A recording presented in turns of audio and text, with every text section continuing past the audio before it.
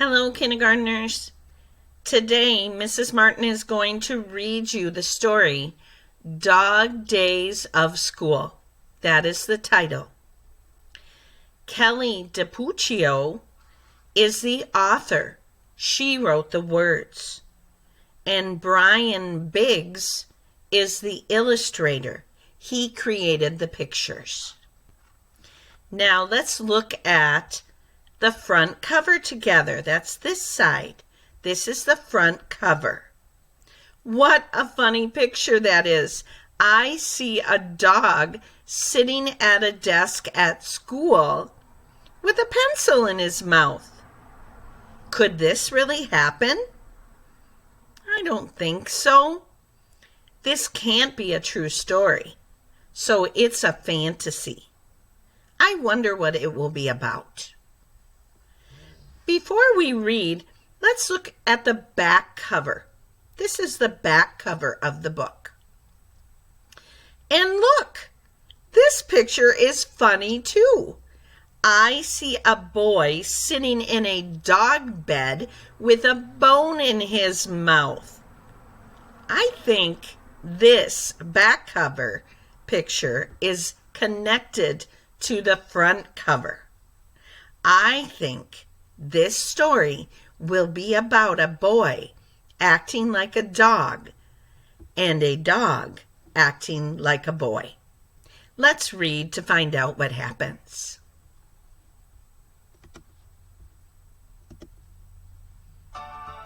Benchmark Education Company proudly presents Read Aloud Adventures.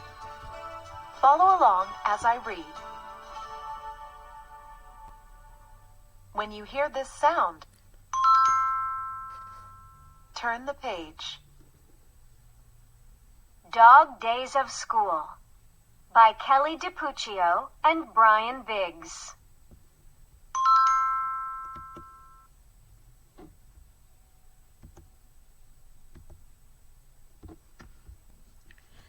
Charlie did not like going to school. He was tired of practicing his letters. He was tired of drawing pictures. He was tired of trying to explain himself to the teacher. Charlie was even tired of being tired. Now, boys and girls, when you are tired of something, you don't want to do it anymore. Charlie is tired of many things. What are you tired of? Can you share with someone at home what you are tired of doing? I know that I am tired of COVID-19 and not being able to see my wonderful kindergarten students. That's what I'm tired of. Sunday nights were always hard for Charlie. His stomach did flip-flops and he could not fall asleep. "You're lucky you don't have to go to school," Charlie told Norman. Norman rolled over on his back and snored. Boys and girls, I want you to be thinking in your brain. Do those mental images as we go through this story. Who are the characters that we have met so far? I want you to picture them and their names in your mind. Charlie looked out the window and found the brightest star in the sky. "I wish I was a dog," Charlie sighed. On Monday morning, Charlie woke up on the floor.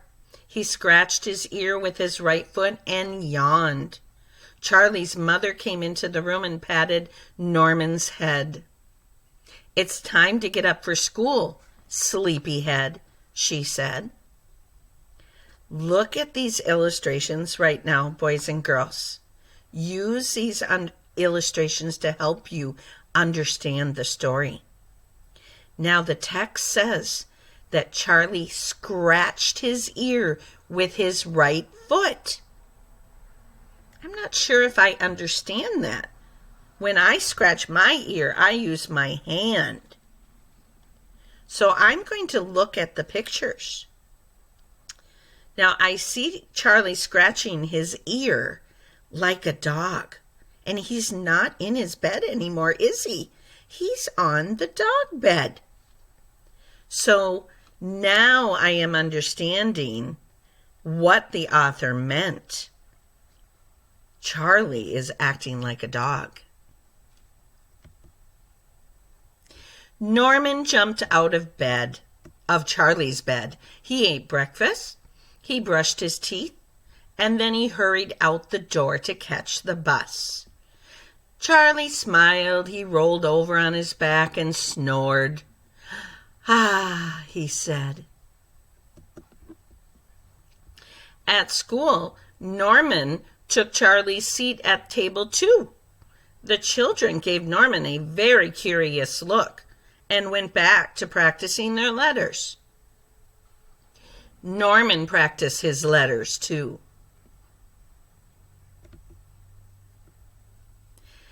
Back at home, Charlie looked out the window and he watched the leaves fall for hours and hours and hours. Boys and girls, Charlie has been watching the leaves fall outside for a very long time. He looks happy. I think Charlie is acting like Norman, his dog. So I think that dogs must like to sit on the couch and look out the window for hours.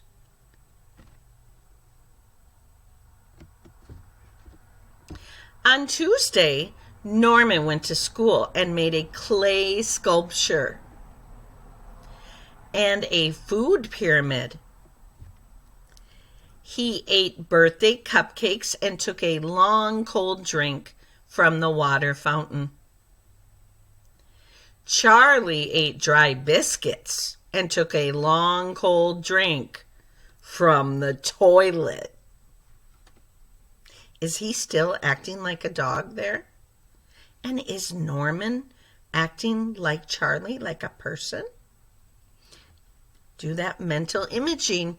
Put these images in your mind and think about what we're reading. On Wednesday, Norman learned how to play house and kickball and the maracas. Charlie learned how to play fetch and how not to. Uh-oh. Are you noticing the illustrations right now? Do you know what kind of animal that is and what kind of trouble that Charlie could get into? Tell someone that you're by right now. Share with them what kind of animal that is and what could happen. On Thursday, Norman built a house out of blocks. He painted a self-portrait and went on a field trip. Charlie went on a field trip too. Where did Charlie go, boys and girls? He went to the dog park. Have you ever been to a dog park before? There's a lot of dogs that go there, and it's a park just for them to play and to meet other dogs and smell other dogs. My Cody likes dog parks. On Friday, Norman ran into some trouble with the scissors and the glue. The teacher scolded him for chewing on his pencil and the table and her shoes. And he had to sit through a long, awful, boring story about a cat. Across town, Charlie had to sit through a long, awful, boring day at the dog groomers. Are you putting those mental images in your head, boys and girls? All of the things that Norman is doing is what Charlie usually does at school. And all of the things that Norman usually does at home as a dog, now Charlie is experiencing them.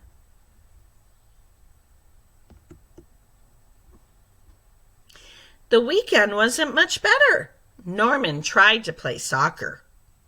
He tried to sit through a movie. and he tried to finish a triple hot fudge banana sundae with extra whipped cream. Meanwhile, there's Charlie. Charlie spent his weekend locked up in the laundry room. Sad. By Sunday evening, Charlie had had enough. He tried to write his parents a note, but they couldn't read it. He tried to draw them a picture, but it wasn't very good.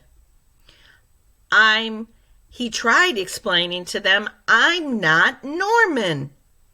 But his parents only heard, woof, woof, woof.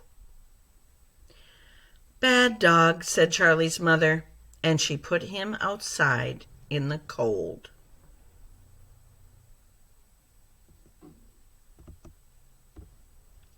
The wind howled, and Charlie shivered. Creepy shadows danced across the lawn. Charlie's stomach did flip-flops, and he could not fall asleep. He looked up at the stars and sniffed. I really wish I was a boy again. So, boys and girls, what do you think's going to happen next? Can you make a prediction and tell someone near you? What do you think is going to happen? Do you think that Charlie is going to stay a dog forever? Or do you think he's going to change back to himself because he made a wish? Let's find out. On Monday morning, Charlie woke up in his own bed. His mother came into the room and kissed his forehead. Time to get up for school, Charlie, she said. Was your prediction right? Mine was right. I thought that if he wished again, he would turn back to himself. And he did. And Norman turned back to himself. Charlie jumped out of bed. He got dressed. He ate breakfast. He brushed his teeth. And Charlie went to school. And Norman took a very, very long nap. So, boys and girls, sometimes if we get tired of things, I think that we need to think about how lucky we are, right? Even though Mrs. Martin is so tired of COVID-19 and not having you kids at school, I am also very, very grateful that I can see each of you every day, at least on a computer screen, and I see you many times during the day. And I am grateful that I have every single one of you in my class because you are all very special to me. So I want you to think about that next time you get really tired of something. Think about how grateful you are for something else. All right, boys and girls, you are going to do the activity on Seesaw, and I want you to tell me who are the characters in this story. And I want you to retell some of the details of what happened in the story.